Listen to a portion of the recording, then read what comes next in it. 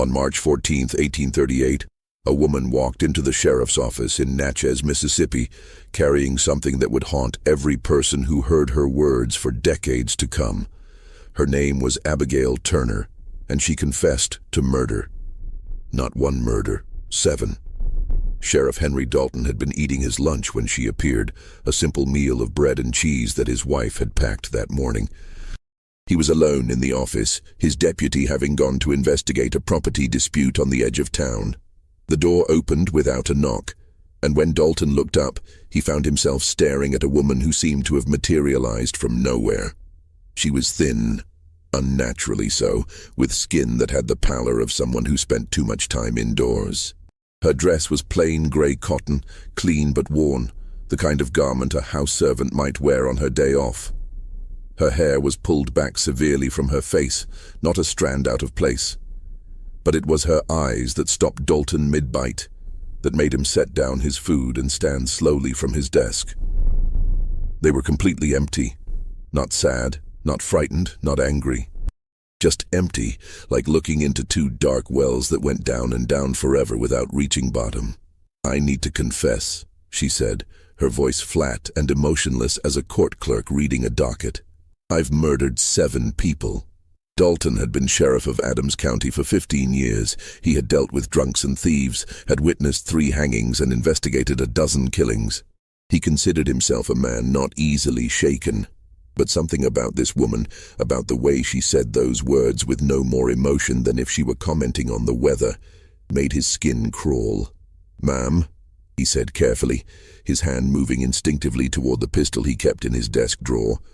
"You'd better sit down and tell me exactly what you're talking about." No, she moved to the chair across from his desk with an odd gliding walk, as if her feet didn't quite touch the ground. She sat with perfect posture, hands folded in her lap, eyes fixed on some point in the middle distance. "My name is Abigail Turner," she began, and then she told him a story that would consume him for the rest of his life. She spoke for 2 hours without pause, without emotion, describing in meticulous detail how she had poisoned an entire family over the course of 11 months. The Fairmont family, one of the wealthiest plantation families in the county, known throughout Mississippi for their cotton empire and social standing. She described each family member by name. Marcus Fairmont, the patriarch, 48 years old. Catherine Fairmont, his wife, 45. Their children, Thomas, 29 and newly married, Jonathan, 27, Elizabeth, 24, and young James, only 7 years old. And finally Sarah, Thomas's wife of 2 years, 26 years old, and recently settled into the family estate. Abigail knew everything about them, their habits, their schedules, their preferences in food and drink. She knew that Marcus took his coffee with 2 sugars and a splash of cream each morning at precisely 7 o'clock. She knew that Catherine suffered from headaches and took a special tea before bed. She knew that Thomas was studying law and often worked late in his father's study, snacking on whatever was left from dinner. She knew that young James loved sweets and would sneak into the kitchen for cookies when he thought no one was watching. And she knew exactly how she had poisoned each of them, what substances she had used, how she had mixed them into their food and drink without detection. "I started with small amounts," she told Sheriff Dalton, her voice never wavering. "So small they would barely notice. A stomachache here, a headache there. Nothing that would raise suspicion. Just enough to begin the process." "What process?" Dalton asked, his hand cramping from writing so fast to keep up with her confession. "Building tolerance while building dosage," Abigail said, as if explaining a cooking recipe. "The body adapts to poison if you introduce it slowly enough. The symptoms decrease even as the amount increases. They think they're getting better, but they're actually getting worse. The poison becomes part of them, woven into their blood and bones." She described obtaining the substances, certain plants that grew wild in the woods around Natchez, herbs that could be found in any apothecary if you knew what to ask for, roots that could be dried and ground into powder so fine it dissolved invisibly into liquid. "Pokeweed root," she said. "White snake root, oleander, water hemlock, autumn crocus. Some arsenic from the rat's bane in the cellar, but only occasionally. Too much of that and even the stupidest doctor will notice. The plant-based poisons are better. They mimic natural illnesses, stomach ailments, fevers, inflammation, nothing that seems deliberately caused. Dalton felt sick listening to her. The detail was too specific, too knowledgeable. This wasn't the rambling of a madwoman. This was the testimony of someone who had studied her craft carefully and executed it with precision. "Why?" he asked, though he was afraid of the answer. "Why would you do this?" Abigail's expression didn't change, but something flickered in those empty eyes, something that might have been pain or rage or grief so deep it had burned away everything else. "They did something unforgivable," she said simply, "and so have I." She continued with her confession, describing the pattern of illnesses that had plagued the Fairmont family for nearly a year. How each member had fallen sick multiple times, recovered, then fallen sick again. How the episodes had become more frequent as time went on. How Dr. Samuel Hewitt, the family physician, had been baffled by the recurring symptoms. "He tested everything," Abigail said with something that might have been amusement in her voice. "The water, the food, the air quality. He never thought to test me." And then she described the final dinner. March 10th, 1838, a Sunday evening. She had prepared a special meal. Roasted chicken with herb gravy, potatoes whipped with butter and cream, fresh spring vegetables from the garden, and for dessert, a peach cobbler that young James had specifically requested. "I put the final dose in the gravy," she said. "A concentration of everything I had been building in their systems for months. Enough to finish what I had started." She described how they had eaten together in the dining room, the whole family gathered as they did every Sunday. How they had complimented the meal, how Marcus had asked for seconds of the gravy, how little James had eaten 3 servings of the cobbler. They retired to the sitting room afterward. Abigail continued, her voice still flat and mechanical. "They sat together reading and talking, a perfect portrait of family contentment. I watched them from the doorway. I wanted to see the moment when they realized something was wrong." "And did they?" Dalton asked quietly. "No," Abigail said. "The poison worked too slowly for that. They felt tired, perhaps a little unwell, but nothing alarming. They went to bed at their usual times, and by morning, they were dead. All of them." She described finding them the next day, Monday, March 11th. Marcus, in his study, slumped over his desk where he had apparently tried to work despite feeling ill. Catherine in their bed, one hand reaching toward the bell pull she had tried to ring for help. Thomas on the floor of his room, halfway to the door. Jonathan in his bed, curled on his side. Elizabeth at her vanity, her head resting on her folded arms. Sarah in the nursery, where she had gone to check on James. And James himself in his small bed, looking like he was simply sleeping. "I spent 2 days with them," Abigail said, and for the first time something like emotion entered her voice. "I washed their bodies.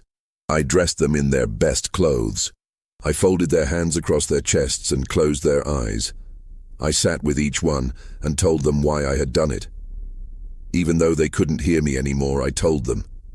"What did you tell them?" Dalton asked, his own voice rough with horror. "The truth," Abigail said simply, "about what they had done, about what I had taken from them in return. About justice and revenge and whether there's any real difference between the two. She had cleaned the house methodically," she said. "She had disposed of the poison bottles, washed every surface that might have held residue, eliminated any trace of her crime. She had done it carefully, professionally, with the same meticulous attention to detail she had used in the poisoning itself. And then I came here," she finished, "because I wanted someone to know. I wanted it recorded. I wanted there to be a witness to what I had done, even if no one could prove it." Sheriff Dalton stared at her across his desk, trying to process what he had just heard. It was one of the most detailed, disturbing confessions he had ever taken. It was also, he was about to discover, completely impossible. Because when he sent his deputies to the Fairmont estate that afternoon, they found the family alive. All of them. Healthy, breathing, bewildered by the accusation. There were no bodies, no deaths, no crime. Just a woman with empty eyes who insisted with absolute certainty that she had killed 7 people who were very much alive. The Fairmont Plantation sat on 300 acres of prime cotton land just outside Natchez, overlooking the Mississippi River. The main house was a Greek Revival mansion, white columns and wide verandas, the kind of ostentatious display of wealth that was common among the planter class in the 1830s. Sheriff Dalton had visited the estate several times over the years, always on social occasions. Marcus Fairmont was a prominent member of the community, serving on the church board and the county council. His wife, Catherine, was known for hosting elaborate dinner parties. The family was, by all appearances, respectable and well regarded, which made Abigail Turner's confession all the more disturbing. Dalton rode out to the estate with 2 of his deputies, Tom Crawford and Billy Mason, both young men who had been with him less than a year. They had listened to Abigail's confession with growing alarm and now seemed eager to see what they would find. "You really think she killed them all, Sheriff?" Tom asked as they approached the estate's long oak-lined drive. "I think she believes she did," Dalton replied carefully. "Whether she actually did, well, we're about to find out." The house looked peaceful in the late afternoon sun, its windows glowing with lamplight. Smoke rose from the kitchen chimney. Everything appeared normal, undisturbed. Not at all like a house where 7 people had been murdered 3 days earlier. Dalton dismounted and approached the front door with a growing sense of unease. Something was wrong here, though he couldn't articulate what. It wasn't that the house looked too normal. It was something else, something in the quality of the light or the air, or the way the shadows fell across the veranda. He knocked, and after a moment the door opened. Marcus Fairmont stood there, alive and apparently well, holding a glass of whiskey in one hand and looking annoyed at the interruption. "Henry," he said, recognizing the sheriff, "what brings you out here at this hour?" Dalton felt his stomach drop.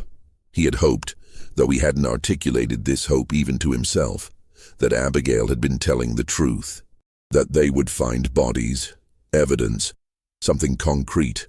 Because if she had been telling the truth, at least it made sense. A terrible, horrific sense, but sense nonetheless. But this, a living, breathing Marcus Fairmont, irritated at being disturbed during his evening drink, this made no sense at all. "Mr. Fairmont," Dalton said carefully, "I need to speak with you and your family. All of them. It's urgent." Marcus frowned but stepped back to let them in. "Very well. Though I can't imagine what would require disturbing us at dinner time." The entry hall was grand, polished wood floors, a crystal chandelier, a curved staircase leading to the upper floors. Through an open doorway, Dalton could see into the dining room where the family was indeed gathered for their evening meal. Catherine Fairmont sat at one end of the long table, elegant in a deep green dress, a slight frown on her face at the interruption. The children were arranged along the sides, Thomas and his wife Sarah sitting together, Jonathan across from them, Elizabeth next to her mother, and young James at the other end, still wearing a napkin tucked into his collar. All of them alive. All of them healthy. All of them staring at the sheriff and his deputies with expressions ranging from curiosity to concern. "Sheriff Dalton," Catherine said, rising from her seat. "Has something happened? Is there trouble in town?" Dalton removed his hat, turning it in his hands. "How did you ask a family if they were actually dead? How did you explain that someone had confessed to murdering them in meticulous detail, describing their deaths with such specificity that you could see it happening as she spoke? Ma'am, I apologize for the intrusion. I need to ask you all some questions about a member of your household staff." "Our staff?" Marcus's frown deepened. "Which one?" "A woman named Abigail Turner." The change in the room was immediate and palpable. Every member of the Fairmont family went still, their faces shifting through a series of expressions: surprise, recognition, and then something else. Something that looked like fear, or guilt, or perhaps both at once. It was Catherine who spoke first, her voice tight. "That woman no longer works here." "When did she leave your employment?" 2 days ago. Marcus said, his earlier annoyance replaced by something harder, more guarded. We dismissed her for theft. What did she steal? Marcus exchanged a glance with his wife. Money from the household accounts, some jewelry. We confronted her about it and she simply left, didn't defend herself, didn't apologize, just walked out. This didn't match Abigail's story at all. She had said nothing about being dismissed or accused of theft. According to her timeline, she had served the poisoned dinner on March 10th and remained in the house for 2 days afterward, alone with the bodies. Mr. Fairmont, I need to know, has anyone in your family been ill recently, in the past year? The silence that followed this question was heavy and strange. The family members looked at each other, some unspoken communication passing between them. Why do you ask? Catherine said carefully. Please just answer the question, ma'am. Thomas spoke up from his place at the table. We've all had episodes, stomach ailments, fevers, nothing serious but recurring. Dr. Hewitt has treated us multiple times. When was the most recent episode? I was sick 2 days ago, Thomas said. March 12th. But I recovered by evening. March 12th. The day after Abigail claimed they had all died. The day she said she had spent alone in the house with their bodies. And the rest of you? Dalton pressed. Have any of you been ill since then? They all shook their heads. Dalton took a deep breath. Mr. Fairmont, Mrs. Fairmont, I need to inform you that Abigail Turner walked into my office this morning and confessed to poisoning your entire family. She described in detail how she had been systematically introducing toxins into your food for nearly a year. She claimed that she served a final lethal dose on March 10th and that all of you died by the morning of the 11th. The reaction to this statement was not what Dalton expected. They didn't laugh, didn't express outrage or disbelief. Instead, the fear he had glimpsed earlier became more pronounced. Catherine put a hand to her throat. Elizabeth made a small sound that might have been a sob. Young James looked confused and frightened, glancing between his parents as if seeking guidance. That's insane, Marcus said, but his voice lacked conviction. We're clearly alive, Sheriff. Whatever fantasies that woman has concocted, she wasn't raving, Dalton interrupted. She was calm, detailed, specific. She knew things about your family, about your habits and routines that only someone who had worked in your household would know. She knew about your illnesses, the symptoms, the timing. She described exactly what she used and how she administered it. We're alive, Marcus repeated, but now he sounded like he was trying to convince himself as much as the sheriff. She clearly didn't succeed in whatever she attempted. Did she attempt something then? You're acknowledging that she may have actually tried to poison you? No, Catherine said quickly, too quickly. We're saying no such thing. The woman is clearly deranged. You only have to look at her to see that something is wrong with her. What do you mean? Dalton asked. Catherine struggled to articulate it. Her eyes, the way she moves, the way she watches people, there's something not right about her. We never should have hired her. Why did you hire her? Dalton asked. Where did she come from? Marcus and Catherine exchanged another one of those loaded glances. She presented herself with references, Marcus said finally. From a family in Louisiana, the Beaumonts. She seemed capable and we needed additional household help. Do you still have those references? They would have been filed with our household records. I can have our clerk locate them if necessary. But Dalton noticed the hesitation, the way Marcus's eyes shifted slightly when he mentioned the references. He was lying, or at least not telling the whole truth. I'd like to see them, Dalton said. And I'd like to speak with your other household staff, anyone who worked closely with Abigail Turner. Sheriff, Marcus said, his voice taking on an edge of authority. I appreciate your diligence in investigating this matter. But as you can plainly see, we are all alive and well. Whatever claims this woman has made are clearly the product of a disturbed mind. I fail to see why you need to disrupt our household further. Because something happened here, Dalton said quietly. Something that prompted her to walk into my office and confess to 7 murders. And I intend to find out what it was. Marcus's expression hardened. "Are you accusing us of something, Sheriff?" "I'm not accusing anyone of anything. I'm investigating a confession. That's my job." "Your job is to maintain order in this county," Marcus said coldly. "Not to harass respected families based on the ravings of a clearly insane servant. Now, if you'll excuse us, our dinner is getting cold." It was a dismissal, clear and firm, and technically, Marcus was right.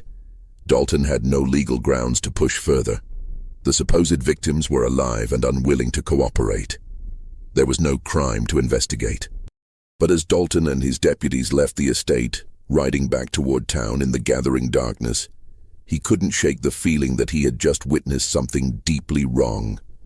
Not in Abigail's confession, but in the Fairmonts' reaction to it. They were alive. So why did they seem so afraid? Back at his office, Dalton found Abigail Turner exactly where he had left her, sitting in the holding cell with perfect posture, hands folded in her lap, staring at the wall with those unsettling empty eyes. She didn't react when he approached, didn't turn to look at him, didn't acknowledge his presence in any way. She simply continued staring at that same spot on the wall, as if she could see something there that he couldn't. "Abigail," Dalton said carefully, "I went to the Fairmont estate." "I know," she said, her voice flat. "They're alive. All of them." "I know," she repeated. Dalton pulled up a chair and sat down outside the cell bars, studying her profile. "So you lied to me. You didn't kill them." "No," Abigail said calmly. "I didn't lie. I told you exactly what I did. You just misunderstood what it meant." "Explain it to me then." For the first time since he'd returned, Abigail turned to look at him, her empty eyes fixed on his face with an intensity that made him want to look away. "I poisoned them," she said slowly, as if speaking to a child. "I introduced toxins into their systems over the course of 11 months. I built up concentrations in their organs, their blood, their bones. I made the poison part of them, inseparable from their own flesh. That part is true. That part happened exactly as I described. But they're not dead." "Not yet," Abigail agreed. "Death isn't always immediate, Sheriff. Sometimes it's slow. Sometimes it's planted like a seed and takes years to grow. I killed them. The dying just hasn't finished yet." The words sent a chill down Dalton's spine. "You're saying you poisoned them, but not lethally? That they're going to die eventually from what you did?" "Everyone dies eventually," Abigail said. "I just determined how and when." "That's insane. You can't predict when someone will die." "Can I?" Abigail tilted her head slightly, like a bird studying an insect. "Tell me, Sheriff, do you know what happens when you feed someone small amounts of toxins over a long period of time? You build up their tolerance. You just said that yourself." "Yes, but there's more to it than that. The toxins accumulate in the body. They settle into the organs, the bones, the brain. They alter the way the body functions at a fundamental level. A person might seem healthy, might even feel healthy, but they're carrying death inside them. And eventually, years, sometimes decades later, that accumulated damage manifests." She leaned forward slightly, her eyes never leaving his. "Marcus Fairmont has an irregular heartbeat now, though he probably doesn't know it yet. The arsenic I fed him has settled into his heart muscle. Give it time, 20, maybe 30 years, and it will kill him. They'll call it heart failure, natural causes, but it will be murder." "You can't possibly know that," Dalton protested. "Catherine has toxins in her brain." Abigail continued as if he hadn't spoken. "Water hemlock compounds that crossed the blood barrier. She'll start having episodes in a few years, paranoia, hallucinations, violent mood swings. They'll call her mad. They'll lock her away. But it will be the poison I put in her, working slowly to destroy her mind."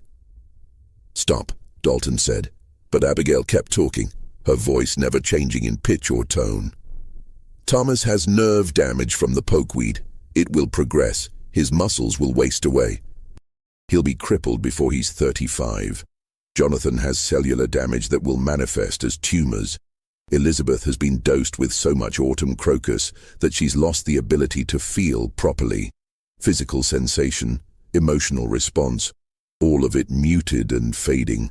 Sarah, Well, Sarah will never carry a child to term. The things I fed her have damaged her womb beyond repair. And young James. She paused, and for the first time, something like emotion crossed her face. Not regret exactly, but perhaps a distant acknowledgement of something lost. James was the hardest, she said softly. He's just a child, but he's also a Fairmont, and the poison doesn't discriminate. He'll live long, longer than the others. But his life will be marked by suffering, chronic illness, early aging, the death of his own children. The toxins are in his blood now, and when he has children, they'll inherit trace amounts.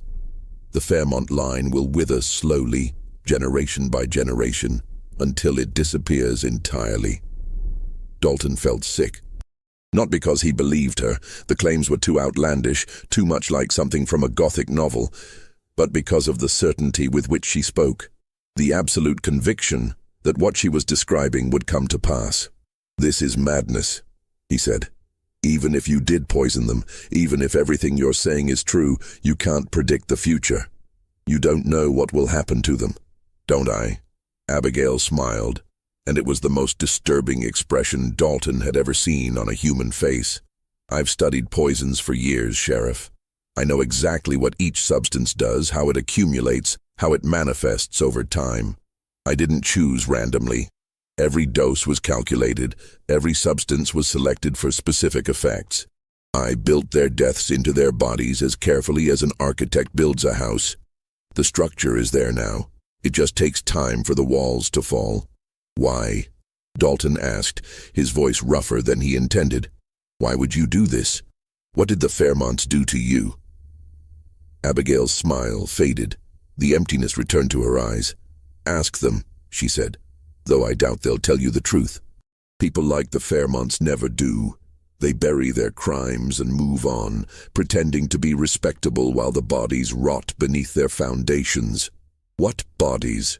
Dalton demanded. "Whose bodies?" But Abigail had turned back to the wall, resuming her eerie vigil. She wouldn't say another word, no matter how much Dalton pressed her. Dalton spent the next day trying to piece together Abigail Turner's background. He sent telegrams to Louisiana, inquiring about the Beaumont family that Marcus Fairmont had mentioned. He checked records in Natchez and surrounding counties, looking for any documentation of Abigail's existence before April 1837. He found nothing. No birth records, no previous employment records, no family connections. The Beaumonts in Louisiana had never heard of anyone named Abigail Turner. There were no references, no letters of recommendation, no paper trail of any kind. It was as if she had simply materialized out of thin air on the doorstep of the Fairmont estate. This should have been impossible. In 1838, in Mississippi, everyone had a history. Everyone came from somewhere, had connections to something. Even freed slaves had papers documenting their manumission. But Abigail Turner appeared to have no past at all. Frustrated, Dalton decided to return to the Fairmont estate and speak with the household staff, as he had originally intended. Marcus Fairmont wouldn't like it, but Dalton was within his rights to interview potential witnesses to a crime, even a crime that apparently hadn't happened. He went alone this time, early in the morning, hoping to catch the servants before the family was awake. The kitchen staff, he knew, started work before dawn to prepare breakfast. That would be his best opportunity to ask questions without Marcus interfering.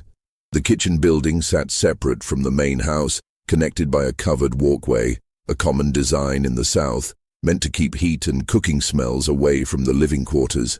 Dalton approached it just as the sun was rising, painting the sky in shades of pink and gold. Through the window, he could see movement, someone inside, moving between the cooking fire and the work table. He knocked on the doorframe and called out, "Hello? Anyone available to speak with the sheriff?" A young black woman appeared in the doorway, maybe 20 years old, with intelligent eyes and flour dust on her apron. She looked startled to see him, then worried. "Sheriff?" she said. "Is something wrong?" "Not at all. I just need to ask some questions about the household. You are—" "Ruth, sir. I work in the kitchen." She glanced back over her shoulder nervously. "Master Fairmont don't like us talking to people without permission." Master Fairmont doesn't need to know, Dalton said gently. I just want to ask you about Abigail Turner. Ruth's expression changed immediately, fear unmistakable and sharp. That woman, she whispered. You knew her. Everyone knew her, or tried not to anyway. Ruth stepped outside, pulling the door partly closed behind her. She kept her voice low. She wasn't right, sir. In the head. The way she moved, the way she looked at people. Like she was always watching, always calculating something. How long did she work here? Started in April last year. The mistress hired her sudden-like, didn't consult with the rest of us. Just showed up one day and started working. Did she say where she came from? Ruth shook her head. Never talked about herself at all. Never talked much about anything, truth be told. She'd do her work and then just disappear. You'd turn around and she'd be gone, quiet as a ghost. Then you'd turn back and she'd be right behind you, making no sound at all. Scared me half to death more than once. Did she have any friends among the staff? Anyone she confided in? No one wanted to be close to her, Ruth said firmly. There was something wrong about her.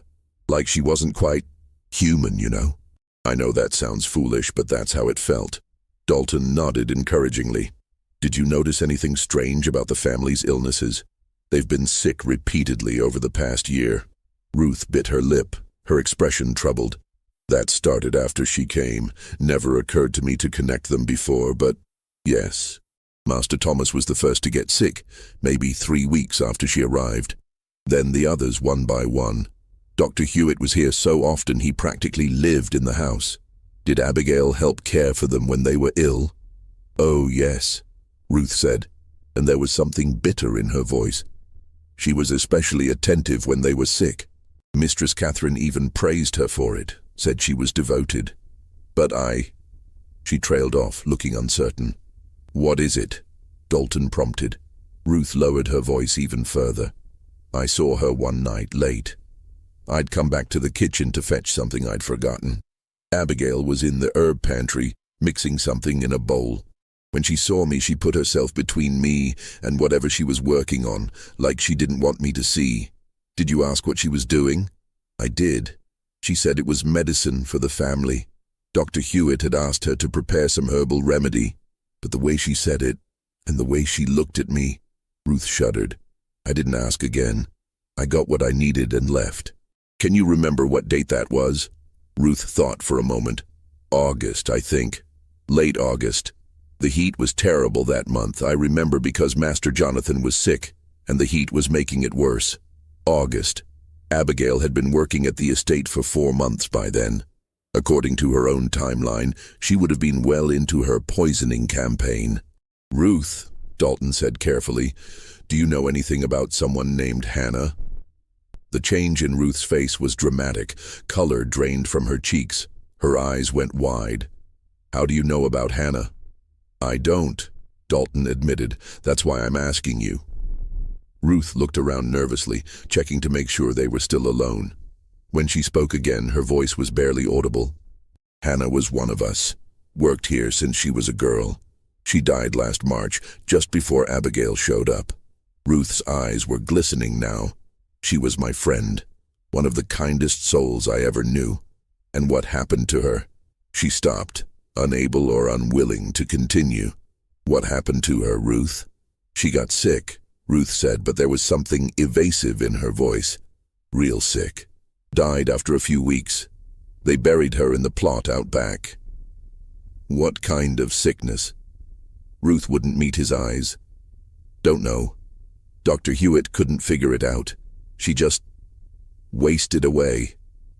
Dalton had interviewed enough witnesses to know when someone was holding back. Ruth, if you know something, you need to tell me. It could be important. I can't, Ruth whispered. If they knew I'd talked to you about Hannah, about what really happened. Please, Sheriff. I've already said too much. You should go. Just tell me one thing, Dalton pressed. Did Abigail Turner know Hannah? Ruth's eyes met his, and in them he saw pain and guilt and fear all mixed together. Hannah had a sister, she said finally. Older sister who got sold away when they were young. Hannah used to talk about her sometimes, wondering where she was, hoping she was all right. And then Hannah died, and a few weeks later Abigail showed up, and I thought, "What did you think?" "I thought maybe Abigail was her," Ruth said. "The sister. Come back looking for Hannah, but that's impossible, isn't it? How would she have even known Hannah was here? And if she was the sister, why wouldn't she say so?" "Maybe," Dalton said slowly, "because she found out her sister was dead. And maybe she found out why." Ruth's expression confirmed what he was thinking. There was more to Hannah's story, something dark that Ruth knew but wouldn't or couldn't say. Before he could press further, they heard voices from the main house. The family was waking up. "You have to go," Ruth said urgently.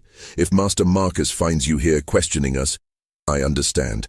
Thank you, Ruth. You've been very helpful." As Dalton walked back to his horse, his mind was racing. Hannah, an older sister, a mysterious illness and death. Abigail arriving shortly afterward. The pieces were starting to fit together, forming a picture he didn't want to see but couldn't ignore. Whatever had happened to Hannah, it was connected to Abigail's poisoning confession. He was certain of it now. He just had to figure out how. Dr. Samuel Hewitt's office was above the Mercantile on Main Street. 2 rooms filled with medical books, specimen jars, and the pervasive smell of carbolic acid and ether. Hewitt himself was a man in his 50s, thin and scholarly, with spectacles perpetually sliding down his nose. He looked up from his desk when Dalton entered, surprise crossing his face. "Henry, I wasn't expecting you. Is someone ill?" "No, Samuel. I need to talk to you about a case, the Fairmont family." Hewitt frowned. "What about them?" "Their illnesses over the past year. I need to see your records." The doctor's frown deepened. "That's confidential medical information. I can't just—" "Samuel, a woman has confessed to systematically poisoning them. I need to see if her timeline matches up with their symptoms." Hewitt went pale. "Poisoning? But they're all healthy now, well, relatively speaking, no worse than usual." "Tell me about usual. How often were you treating them?" Hewitt pulled out a leather-bound ledger, flipping through pages covered in cramped handwriting. "Let's see. First call was May 1st, 1837. Thomas Fairmont, severe abdominal cramping and fever. Treated with laudanum and bed rest. Recovered after 3 days. Who was sick next?" "Catherine 2 weeks later. Same symptoms. Then Jonathan in June, Marcus in July. Elizabeth in August. They were all experiencing similar complaints. Stomach pain, nausea, fever, muscle weakness. The episodes would last 3 to 5 days, then resolve completely." "How often?" Hewitt ran his finger down the page. "Initially, every few weeks, but by autumn it was happening more frequently. Sometimes multiple family members would be sick at once. I was there at least twice a week through December, and after January, it became almost constant. I moved some of my supplies to their estate because I was spending so much time there. Someone was always ill. I tested everything, the water supply, the food stores, even the air quality in the rooms. I was convinced there had to be an environmental cause, some contamination I wasn't detecting. But you found nothing? Nothing. It was baffling. The symptoms suggested some kind of toxin, but I couldn't identify the source. And then about 2 weeks ago, it just stopped." Dalton leaned forward. "Stopped completely?" "Yes. Thomas had an episode on March 12th, the last I was called out. Since then, nothing. No one in the family has reported any symptoms. It's as if whatever was causing it simply vanished." March 12th. The day the Fairmonts said they had dismissed Abigail. The day after she claimed to have killed them all. "Samuel, I need you to look at something." Dalton pulled out the notes he had taken from Abigail's confession, the detailed list of substances she claimed to have used. If someone had been administering these compounds in small doses over nearly a year, would it produce the symptoms you observed? Hewitt studied the list, his expression growing more troubled with each line. Pokeweed root, white snake root, oleander, water hemlock, autumn crocus, arsenic. Good God, yes. Small, regular doses of these would produce exactly the symptoms I treated. The timing of onset, the duration, the recovery periods, it all fits. And if someone had been building up the doses over time, the tolerance effect would mask the increasing toxicity, Hewitt said slowly. The symptoms might actually decrease even as the damage accumulated. The body would adapt to the presence of the toxins while they continue to do internal harm. Could that harm be permanent? Could it cause delayed effects years later? Hewitt removed his spectacles and rubbed his eyes. Henry, are you asking me if Abigail Turner actually succeeded in poisoning the Fairmont family?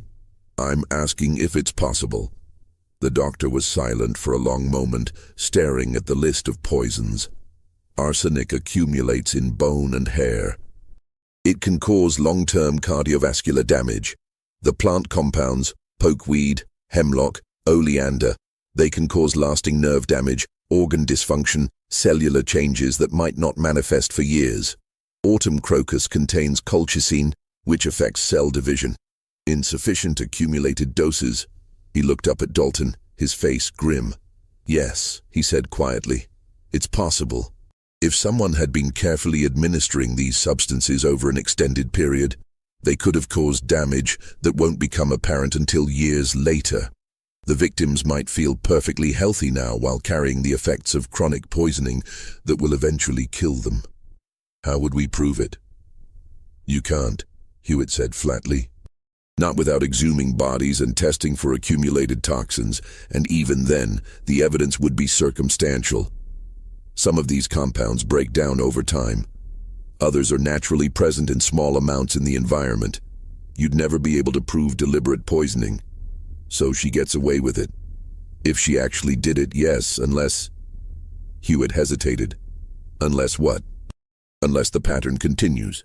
If the Fairmont family members begin dying or developing severe health problems over the next few years, and if those problems match the predicted effects of chronic exposure to these substances, that would be compelling evidence. Not proof that would stand up in court, perhaps, but evidence nonetheless. Dalton felt cold. You're saying we have to wait for them to die to prove she killed them. I'm saying, Hewitt corrected gently, that this is a crime, if it is a crime, that exists in the future as much as the past. The murder hasn't finished yet. Dalton returned to his office determined to document everything he had learned. He spread Hewitt's medical records across his desk next to his notes from Abigail's confession and Ruth's testimony. The correlation was undeniable. The timeline matched perfectly. The symptoms aligned with the substances Abigail had described. He spent hours writing a comprehensive report, detailing every piece of evidence, every testimony, every suspicion. Even if he couldn't prove Abigail had committed a crime, he could at least create a record of what had happened. If the Fairmonts did start dying or developing severe health problems, this documentation would be crucial. He finished just after midnight, his hand cramping from hours of writing. The report was 20 pages long, thorough and methodical. He placed it in a folder along with Hewitt's copies of the medical records, Ruth's testimony, which he had written down immediately after speaking with her, and his own observations. Then he locked the file in his desk drawer and went home to sleep. When he returned to the office the next morning, the lock on his desk had been picked, and the file was gone. Everything. Abigail's confession, the medical records, Ruth's testimony, his own comprehensive report. All of it had vanished. Dalton stood staring at the empty drawer, feeling as if the floor had dropped out from under him. This wasn't a random theft. Nothing else in the office had been touched. The petty cash box was still locked and full. The weapons cabinet was undisturbed. Even other files in the same drawer had been left alone. Someone had come specifically for the Abigail Turner file. His first thought was the Fairmonts. They had the resources and the obvious motivation. But breaking into the sheriff's office was a serious crime, even for someone with Marcus Fairmont's connections. Would they really risk it? Unless they were desperate. Unless there was something in those files that they absolutely couldn't afford to have exposed. Dalton immediately went to Dr. Hewitt's office. The doctor looked up in surprise at his urgent entrance. Henry, what's wrong? Do you still have your original medical records for the Fairmont family? Of course. Why? Check. Right now. Hewitt frowned but opened his filing cabinet. He flipped through folders, his frown deepening. That's odd. I could have sworn. Where did I put the Fairmont file? It's gone, isn't it? Hewitt looked up, his face pale. How did you know? Because mine was stolen too. Last night, someone broke into my office and took everything related to Abigail Turner's confession. But who would? Hewitt stopped, realization dawning. The Fairmonts. Can you reconstruct your records? Do you remember the dates, the symptoms? Some of it, certainly. But the specific details? Hewitt shook his head. Without my notes, I can't be certain of the exact timeline. And anything I try to recreate now would be dismissed as unreliable, wouldn't it? Memory rather than contemporaneous documentation. Dalton swore under his breath. They're burying it, erasing any evidence that the poisoning might have happened. But why? If they're the victims, why would they want to hide the crime? That was the question, wasn't it? The Fairmonts should want justice. They should be demanding a full investigation, insisting that Abigail be prosecuted to the fullest extent of the law. Instead, they were actively working to make the entire incident disappear, which meant there was something about this case, something about Abigail's motivation, her reasons for poisoning them, that the Fairmonts desperately didn't want revealed. Hannah, Dalton said suddenly. It's connected to whatever happened to Hannah. Who's Hannah? Dalton quickly explained what Ruth had told him about the servant girl who had died in March 1837, about the possibility that Abigail was her sister, about Ruth's fear when the subject came up. Ruth knows what really happened, Dalton said, and the Fairmonts know she knows. That's why she was so frightened.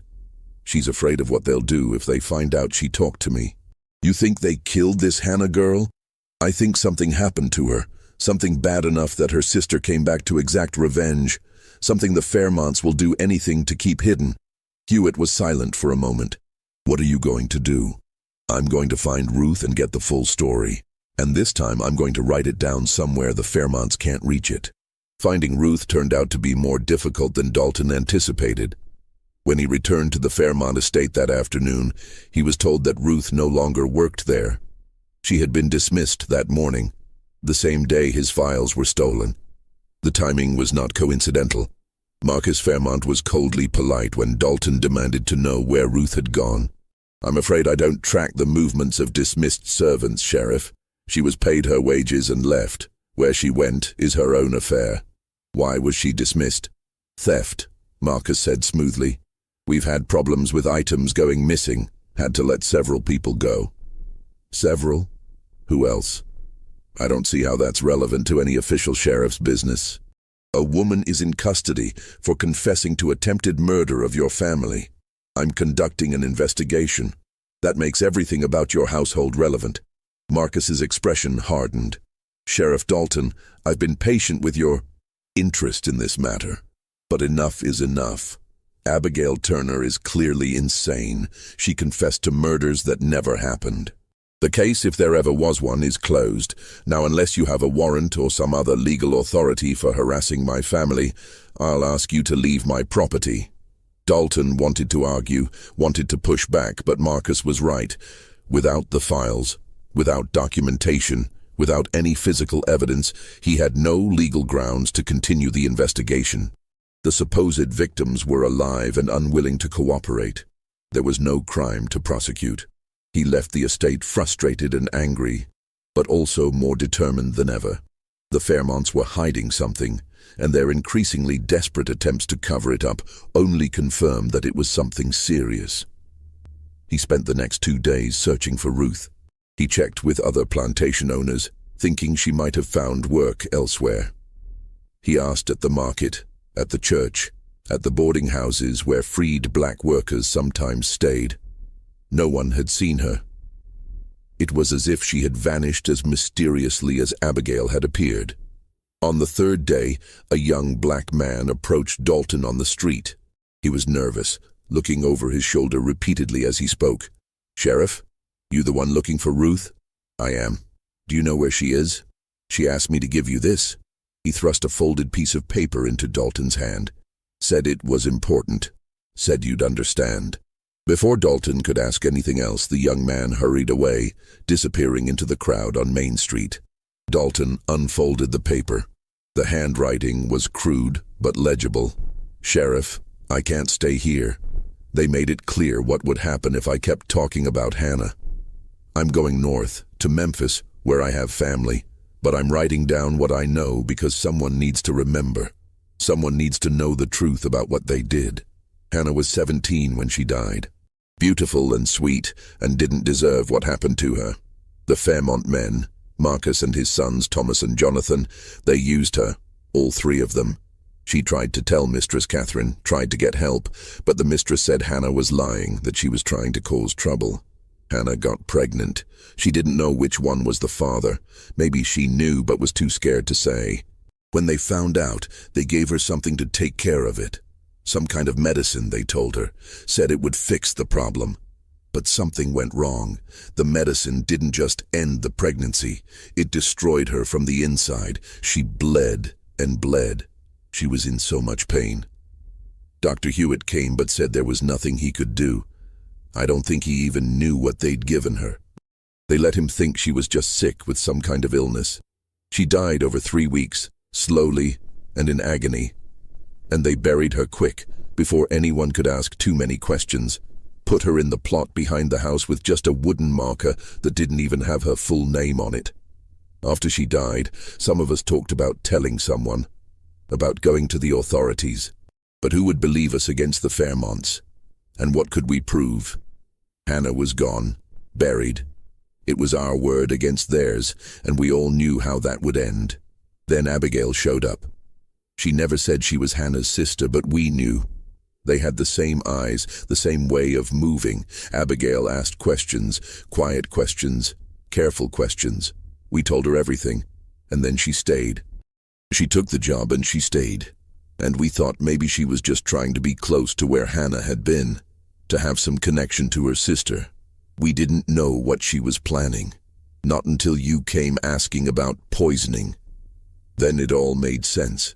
What she'd been doing in the kitchen late at night, the way she watched the family during meals, the strange satisfaction in her eyes every time one of them got sick. She'd been killing them slowly, making them suffer the way Hannah suffered. And none of us said a word because part of us thought they deserved it. Part of us still does. I'm sorry I couldn't tell you this in person.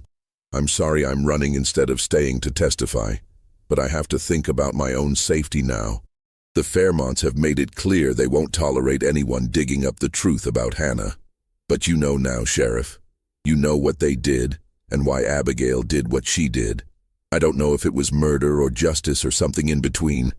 All I know is that Hannah deserved better than what she got, and the Fairmonts deserved worse. Ruth Dalton read the letter 3 times, standing in the middle of Main Street, feeling the weight of what he was holding. This was it. This was the missing piece. The reason for Abigail's methodical revenge. The secret the Fairmonts were so desperate to hide.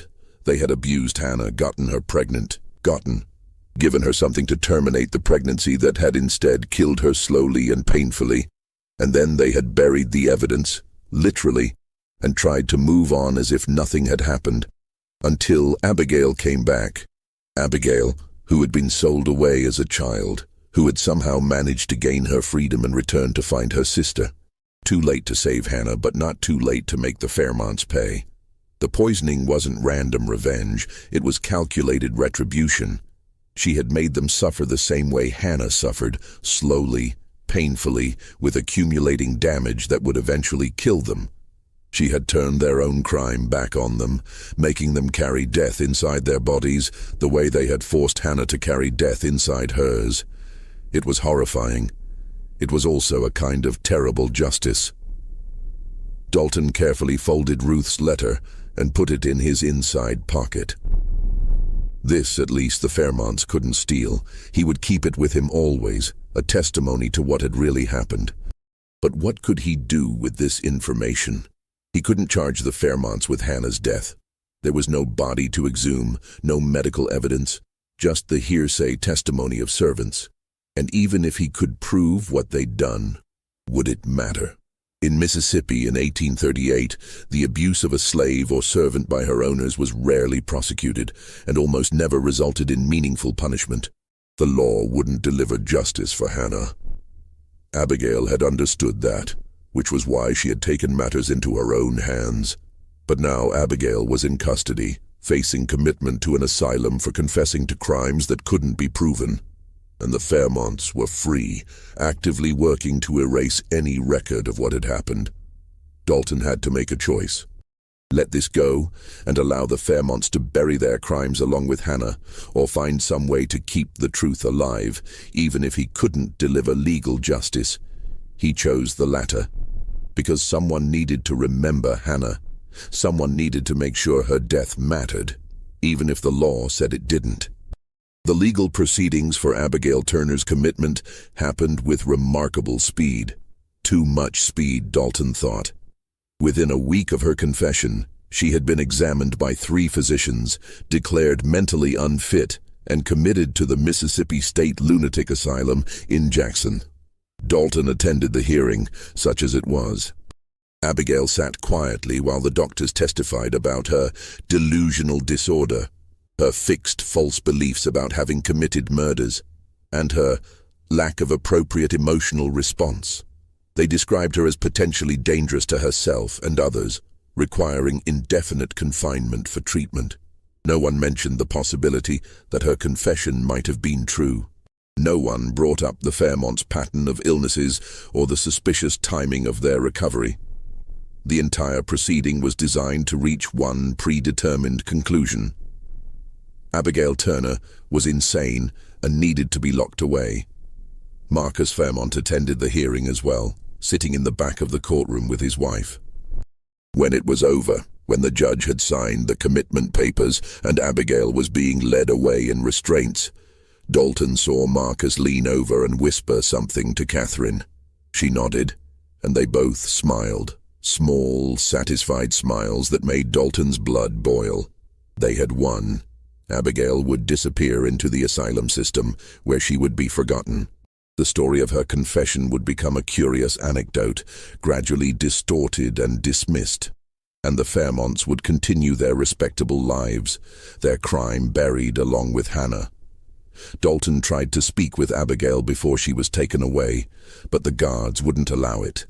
He caught her eye as she was being led out of the courtroom, hoping to convey something, sympathy, understanding, a promise that he would remember what she had done and why. Her expression didn't change. Those empty eyes looked at him without recognition or acknowledgement. But just before she reached the door, she spoke, so quietly that only Dalton, standing nearby, could hear her. 23 years, she said. That's when it starts. Remember the number 23. Then she was gone, taken away to Jackson and a cell in the lunatic asylum.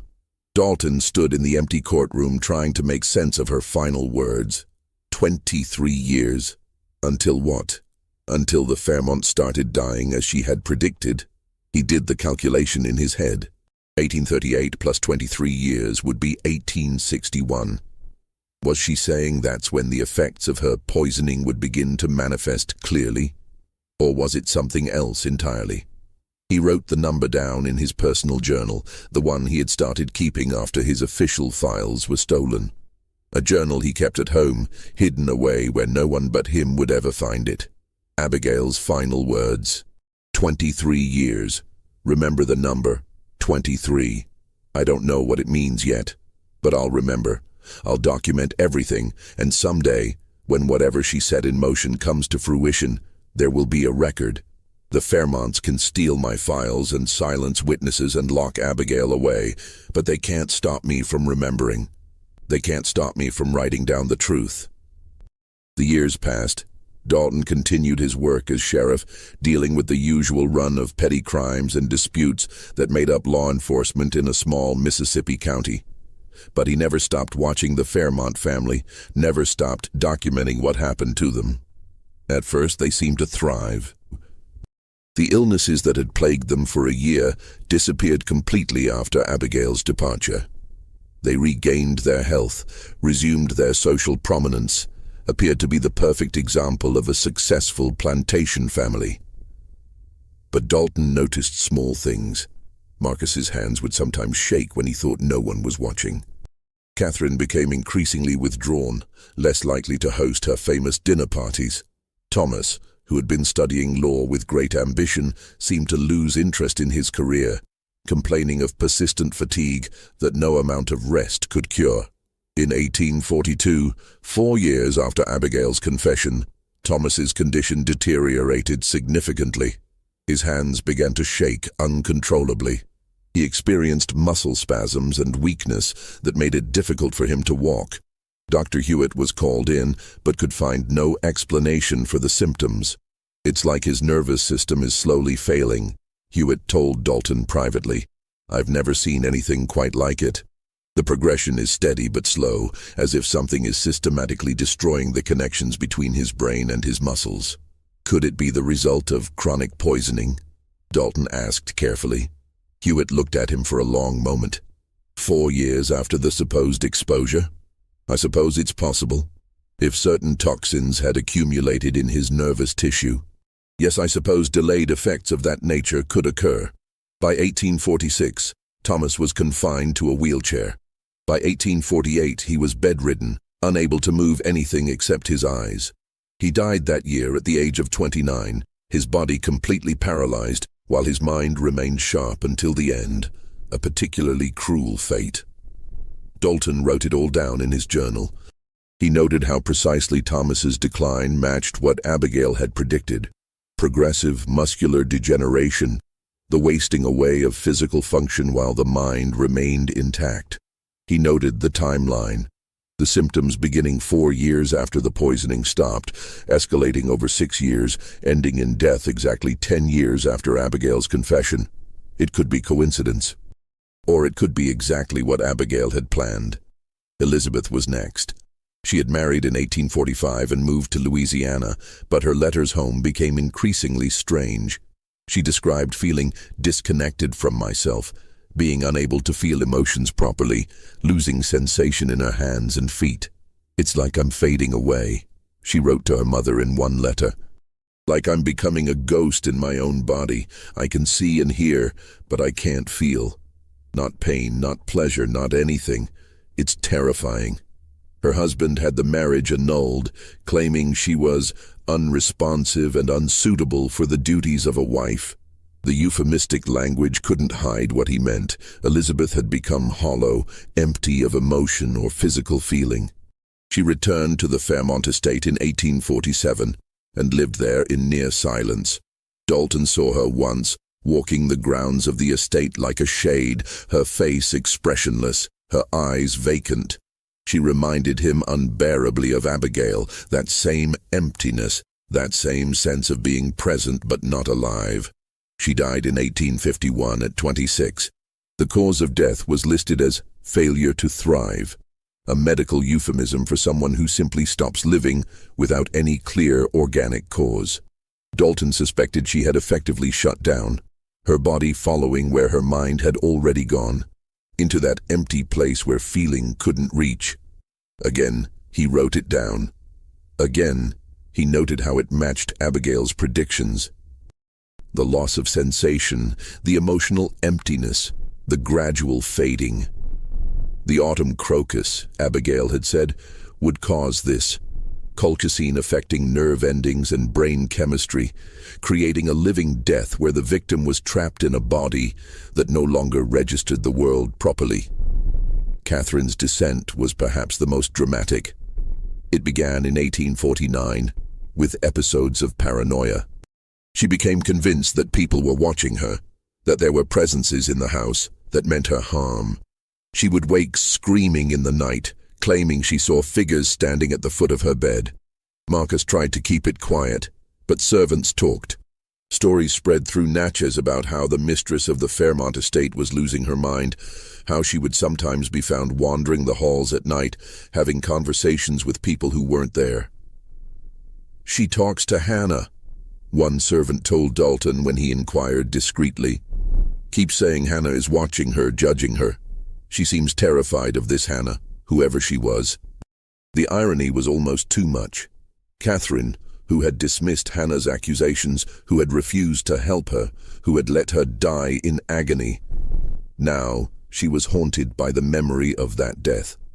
Whether it was guilt or the effects of the poison in her brain, or both, the result was the same. Catherine lived in increasing terror until Marcus finally had her committed to a private sanitarium in 1852. She died there in 1854 at 54, still screaming about shadows and watchers and judgment. Dalton recorded it all. Water hemlock, Abigail had said, affects the brain, causes paranoia and hallucinations. The timeline fit. The symptoms matched. Coincidence or calculated revenge? Jonathan developed tumors in 1853. They started in his throat, a swelling that he initially dismissed as a cold. But the swelling didn't go down. It grew, spread, became painful. When Dr. Hewitt finally examined him, he found masses throughout Jonathan's throat and neck. "It's cancer," Hewitt told the family grimly. "Advanced and aggressive. I've never seen it spread so quickly." Jonathan died within 6 months, at 31, unable to eat or breathe properly by the end. His body consumed by the tumors that had grown with terrifying speed. Cellular damage, Abigail had said. The poisons would cause changes at the cellular level that would manifest as tumors. How had she known? How could she have predicted with such precision? Dalton added Jonathan's death to his record. 5 Fairmonts dead within 16 years of Abigail's confession, each death matching her predictions with eerie accuracy. Sarah, Thomas's widow, had remained at the estate after his death. She remarried in 1850, hoping for a fresh start. But pregnancy after pregnancy ended in miscarriage. 4 times she conceived, and 4 times the pregnancy terminated spontaneously, often with complications that horrified the physicians attending her. "The fetuses are..." Hewitt couldn't finish the sentence when Dalton asked him about it. "Malformed. Badly. As if something had interfered with their development at the most fundamental level. I've never seen anything like it." Sarah died in 1857 during her 5th miscarriage, bleeding out despite Hewitt's best efforts to save her. Abigail had said Sarah would never carry a child to term, that the poisons had damaged her womb irreparably. Another prediction fulfilled. 6 dead. Only Marcus and young James remained. Marcus Fairmont aged rapidly after his children's deaths. The proud, imposing man Dalton remembered from 1838 became stooped and grey, his eyes haunted by losses he couldn't explain and secrets he couldn't reveal. The plantation suffered under his increasingly erratic management. Crops failed, workers left. The grand house began to show signs of neglect, peeling paint, overgrown gardens, a general air of decay. In his mid-60s, Marcus began experiencing heart problems, irregular rhythms, chest pains, episodes where he would clutch at his chest and gasp for air. Hewitt treated him as best he could, but there was little to be done for a failing heart in 1860s medicine. "It's like his heart is literally falling apart," Hewitt told Dalton. "The muscle tissue is weak, the rhythm erratic. He could go at any time." Marcus died in 1868 at 67 of sudden cardiac failure. He was found in his study, the same study where Abigail had claimed to find his body 30 years earlier, the same study where he had sat, alive and annoyed, when Dalton had come to investigate her confession. Dalton wrote it down, noting the bitter irony. Abigail had said Marcus would die of heart failure in his late 60s, the arsenic having accumulated in his heart muscle over decades. She had been off by a few years on the age, but otherwise her prediction was exact. 7 Fairmonts now. Only James remained, and 23 years had passed since Abigail's confession. 23 years after Abigail Turner walked into Sheriff Dalton's office and confessed to murder. The country was tearing itself apart. South Carolina had seceded in December 1860.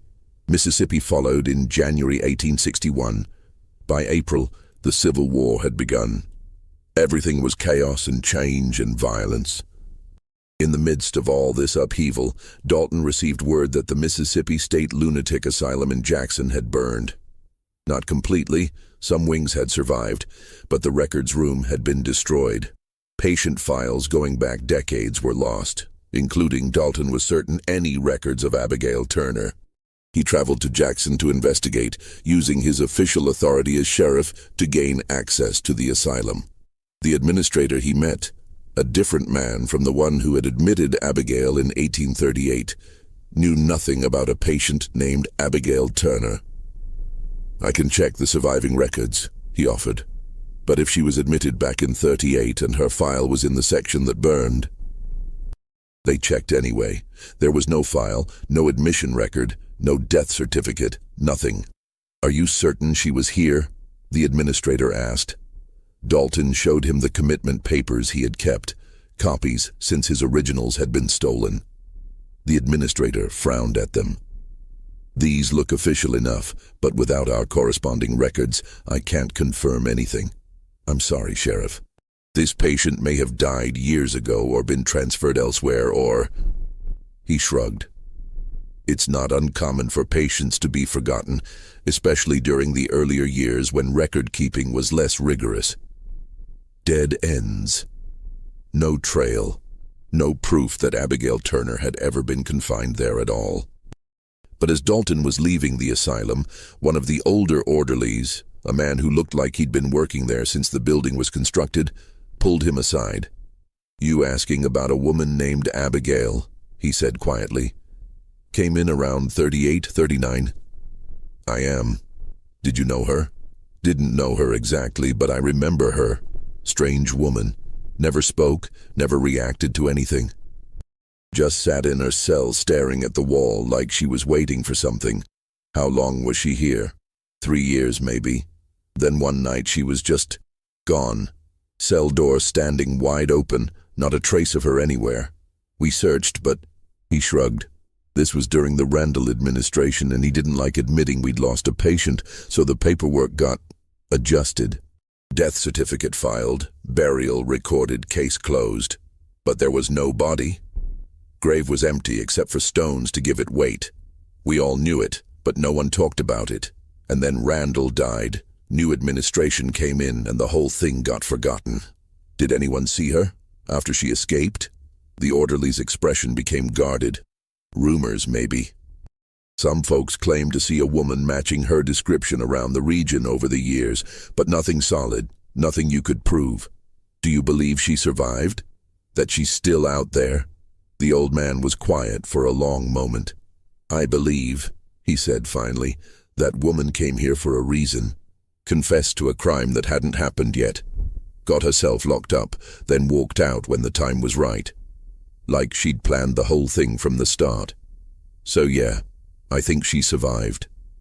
I think she's been watching all these years, waiting to see if her predictions came true." 23 years, Dalton said softly. "She told me to remember the number 23. The orderly nodded slowly. "Well, Sheriff, it's been 23 years. Whatever she was waiting for, I reckon it's here now." Dalton left Jackson more unsettled than when he'd arrived.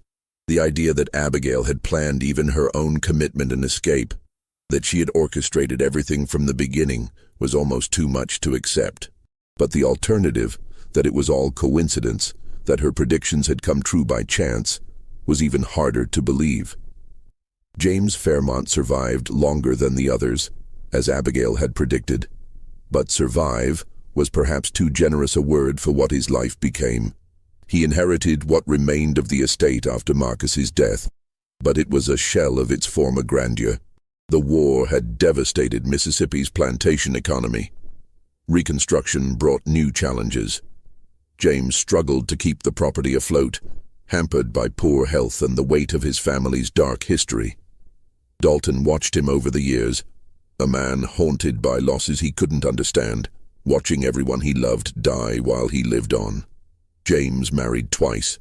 Both wives died young. He had 5 children.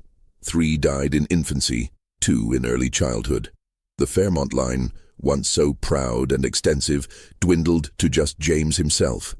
He developed chronic health problems in his 40s, respiratory issues, digestive problems, joint pain that no doctor could adequately explain or treat. He aged prematurely, looking 70 when he was barely 50. "It's like his body is just wearing out," Dr. Hewitt told Dalton. Hewitt himself was quite old by then, nearing retirement, but he still kept track of the Fairmonts with the fascination of a man who suspects he's witnessing something extraordinary. "Wearing out," Hewitt continued, "or like it's carrying some fundamental damage that gets worse with each generation. Those children of his who survived to birth, they all had health problems from the start.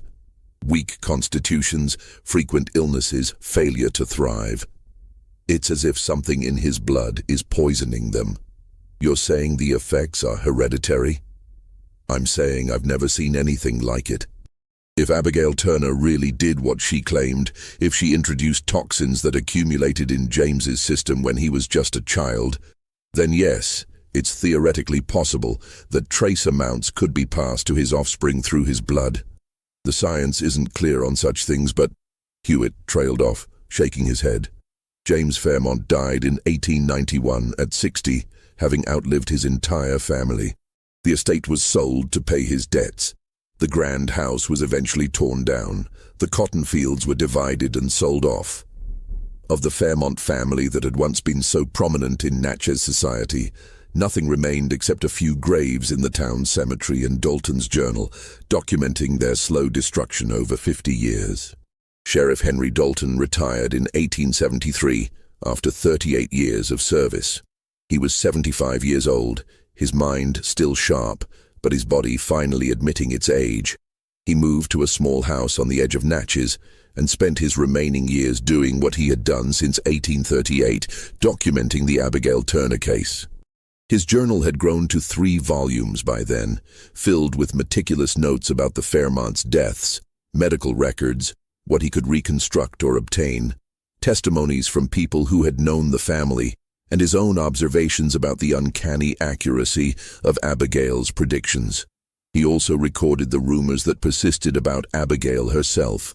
Sightings of a woman matching her description, thin, with empty eyes, appearing in various places throughout Mississippi and Louisiana over the decades. Always brief glimpses, never confirmed, but eerily consistent. In 1875, one such rumor caught his attention. A woman had been seen at the Natchez Cemetery, standing beside the plot where Hannah was buried. The gravestone, the simple marker that had mysteriously appeared in the 1840s, had been cleaned, the weeds around it cleared away. Dalton went to investigate. The grave was indeed freshly tended, the stone scrubbed clean so that Hannah's name stood out clearly. And beside the grave, someone had planted flowers. Wild ones, the kind that grew in the woods around Natchez. The kind Hannah might have picked herself when she was alive. There was no note, no sign of who had done it. But Dalton knew. He sat on the ground beside Hannah's grave, his old bones protesting the movement, and looked at the simple stone. "She remembered you," he said softly to the dead girl buried there. "She came back, and she made them pay, and she never forgot you. I hope that matters. I hope you can rest now." He stayed there for a long time, thinking about justice and revenge, about crimes that go unpunished and retribution that can't be proven, about a woman who had confessed to a murder that took 50 years to complete and might never be officially recognized as murder at all. When he finally stood to leave, his knees aching, he noticed something tucked against the base of Hannah's headstone.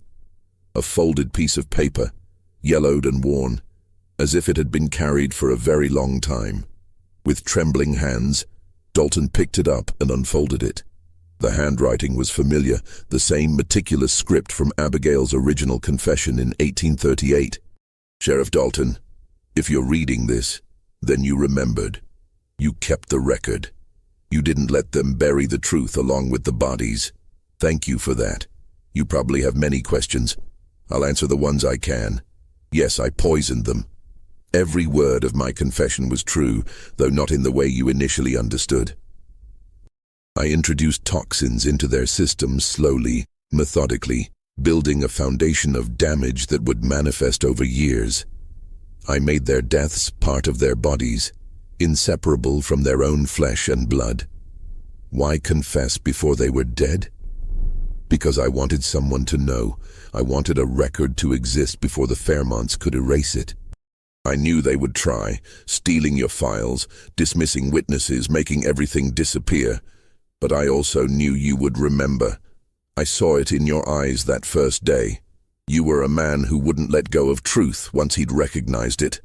The commitment to the asylum was expected. I allowed it to happen because I needed to disappear for a while, to let the process I'd started run its course, without interference. The escape was simple. I'd observed the routines, noted the weaknesses. No institution is as secure as it believes itself to be. I've spent these decades watching from a distance, documenting the effects just as you have. Making sure each death matched my predictions. Making sure the Fairmonts understood, in their final moments, what had been done to them and why. Marcus knew, at the end. I visited him 3 days before he died. Walked right into his study. The same study where Hannah used to clean, where he used her before discarding her. He recognized me immediately, even after 30 years. I told him that Hannah's death was finally catching up to him, that the poison I'd fed him so carefully was about to stop his heart. He tried to call for help, but I'd made sure we wouldn't be interrupted. "Did she suffer?" he asked me. "Hannah, did she suffer?" "Yes," I told him. "She suffered more than you can imagine, and now you understand how that feels." He died 3 days later, clutching at his chest, probably wondering if every pain was the poison finally finishing its work. Was it the poison that killed him, or his own fear and guilt? Does it matter? He died either way, and he died knowing why.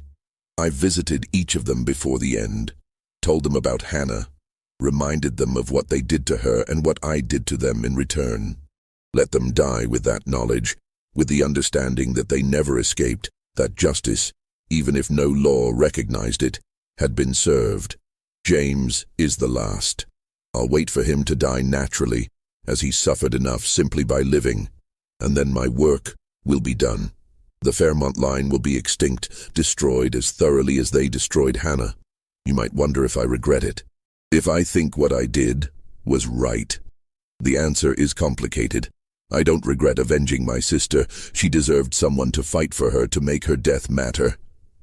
But I also destroyed 7 people, including a child. I took James's childhood, condemned him to a life of suffering for crimes he was too young to have committed or prevented. That weighs on me. It always will. But I would do it again, because some crimes are so terrible that they demand terrible retribution. Because the law failed Hannah utterly, and someone had to provide the justice it couldn't. You documented everything. You kept the record. That makes you part of this story too, Sheriff. Part of the judgment against the Fairmonts, and part of the testimony that Hannah's life mattered, that her death wasn't meaningless. Thank you for that service. Thank you for remembering when everyone else forgot. By the time you read this, I'll be gone. Truly gone, not just disappeared. I'm old now, and tired and ready to rest. I've done what I set out to do. Hannah has been avenged. The truth has been preserved. I hope that's enough. I hope she would think it was enough. I hope somewhere she's at peace now. Abigail Turner. Dalton read the letter 3 times, tears streaming down his weathered face. Then he carefully folded it and placed it in his jacket pocket, next to Ruth's letter, which he still carried after all these years. He had his answer. Not the answer a court of law would accept, but the truth nonetheless. Abigail Turner had committed murder. Slow, calculated, methodical murder that took 50 years to complete. She had poisoned 7 people, destroyed a family line, and never faced legal consequences for her actions. But she had also delivered justice for a girl whose abuse and death would otherwise have been forgotten. She had made sure Hannah's life mattered, that her death wasn't swept under the rug of polite society's desire to protect the powerful and ignore the powerless. Was it justice or murder? Dalton still didn't know. Maybe it was both. Maybe some acts exist in the space between law and morality, where the answer depends on which lens you look through. He walked home slowly, feeling every one of his 77 years. When he reached his house, he added Abigail's final letter to his journal, writing a note beneath it. "This is the truth, all of it. What anyone does with this knowledge, I leave to their conscience and judgment. I'm too old and too weary to carry it any longer. Hannah existed. She suffered. She died unjustly. Abigail existed. She remembered. She took revenge. The Fairmonts existed. They committed crimes. They paid for them eventually, though no court ever judged them guilty. These things happened. This is true. Whether it was right or wrong, I cannot say. I'm just a sheriff who tried to document a crime that existed outside the bounds of law, in the space where morality and revenge and justice all blur together. Let history judge. I'm done." Sheriff Henry Dalton, 1875. Sheriff Henry Dalton died in 1876 at 78. His daughter, sorting through his possessions, found the 3 volumes of journal entries about the Abigail Turner case. She read them with growing horror and fascination. She considered burning them. The story was too dark, too disturbing, too likely to damage her father's reputation as a respected lawman. People would think he'd become obsessed, perhaps even delusional, spending decades documenting what amounted to an elaborate theory based on the confessions of a mad woman. But she didn't burn them. Something about the meticulous detail, the careful documentation, the obvious dedication her father had brought to preserving the truth, it convinced her that the journals mattered, that they should be preserved even if no one believed them. She donated them to the Mississippi Historical Society with a note explaining that they were her father's records of a case he had worked on and that she believed they should be kept for historical purposes even if the events described seemed unlikely.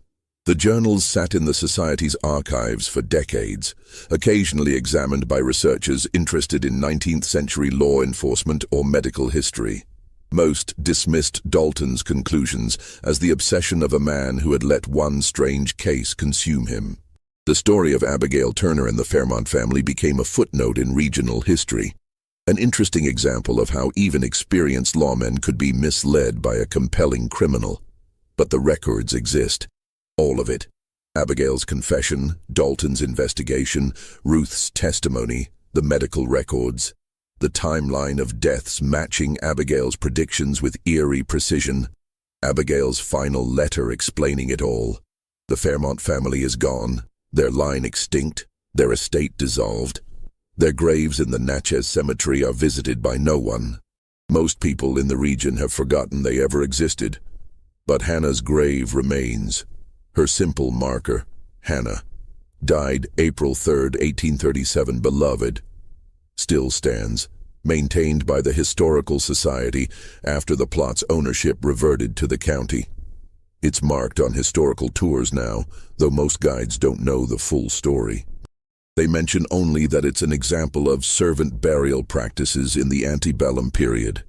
They don't mention what happened to Hannah. They don't mention Abigail's decades-long revenge. They don't mention the 7 deaths that followed from that one crime, connected by threads of toxin and retribution too subtle for any court to trace. Some truths are too complicated, too morally ambiguous, too uncomfortable to fit into neat historical narratives. But Sheriff Dalton's journal preserves it all. 3 volumes of meticulous documentation, sitting in an archive in Jackson, waiting for anyone curious enough to dig through the past and find the story buried there. The story of a woman who confessed to a crime that took 50 years to complete. The story of a crime that was also justice, or justice that was also a crime, depending on how you looked at it. The story of Hannah, who deserved better than what she got, and the story of Abigail, who made sure her sister's death wasn't forgotten, no matter the cost. Whether you believe it or not, whether you think Abigail Turner actually poisoned the Fairmont family with substances that killed them slowly over decades, or whether you think it was all coincidence and delusion, the records remain. The deaths happened. The timeline matches. The predictions came true. And somewhere in those undeniable facts lies a truth that no one has quite been able to explain away. Was it poison in their blood, or poison in their conscience? Guilt and fear manifesting as physical illness? Was it murder? Or was it justice served through channels the law couldn't recognize? Was Abigail Turner a killer, or was she an avenger? The question remains unanswered, preserved in 3 volumes of journal entries, in the empty graves at the Fairmont estate, in the single maintained marker for a girl named Hannah, whose death mattered to exactly one person. And perhaps that's exactly what Abigail intended all along, to leave a question that could never be fully answered. A confession that was both completely true and completely impossible to prove. A crime that existed in the space between law and morality, where justice and murder become indistinguishable. And in that impossible space, something happened. Something that destroyed a family over 50 years. That was set in motion by 7 methodical doses of poison and an unshakable conviction that some crimes demand terrible retribution. Whether it really happened the way Abigail described, or whether it was all an elaborate coincidence, we'll never know for certain. But the Fairmonts are dead. All of them. Exactly as Abigail predicted they would be. And that fact remains documented and undeniable, waiting in an archive for anyone brave enough to confront what it might mean.